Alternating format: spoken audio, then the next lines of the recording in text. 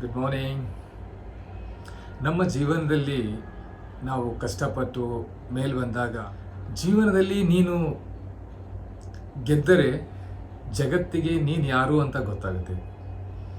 ಜೀವನದಲ್ಲಿ ನೀ ಗೆದ್ದರೆ ಇಡೀ ಜಗತ್ತಿಗೆ ನೀನು ಯಾರು ಅಂತ ಗೊತ್ತಾಗುತ್ತೆ.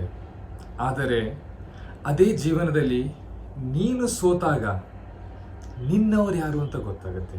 ಯಾಕಂದರೆ ಜೀವನ ಯಾವಾಗ ನಮ್ಮ ಪರೀಕ್ಷೆಯನ್ನು ತಗೊಳ್ಳೋಕ್ಕೆ ಶುರು ಮಾಡುತ್ತಲ್ಲ, ಆವಾಗನೇ ಗೊತ್ತಾಗೋದು ನಮ್ಮವರು ಯಾರು, ಹೊರಗಿನವರು ಯಾರು ಅಂತೇಳಿ. ಯಾವಾಗ ಜೀವನ ಪ್ರತಿ ಸಮಯದಲ್ಲೂ ಪ್ರತಿ ಕ್ಷಣದಲ್ಲೂ ಇಲ್ಲ ಹೆಲ್ತಿಂದ ಆಗಿರ್ಬೋದು, ವೆಲ್ತಿಂದ ಆಗಿರ್ಬೋದು, ಸಂಬಂಧದಿಂದ ಆಗಿರ್ಬೋದು, ಎಲ್ಲ ರೀತಿಯಲ್ಲೂ ಪರೀಕ್ಷೆ ತಗೊಳ್ಳೋಕ್ಕೆ ಶುರು ಮಾಡಿದಾಗ ಆವಾಗ ನಿನಗೆ ರಿಯಲೈಸ್ ಆಗುತ್ತೆ ನನ್ನ ಹತ್ತಿರದವರು ಯಾರು ಮತ್ತು ನನ್ನ ಹತ್ತಿರ ಇದ್ದು ದೂರವಿದ್ದವರು ಯಾರು ಅಂತೇಳಿ.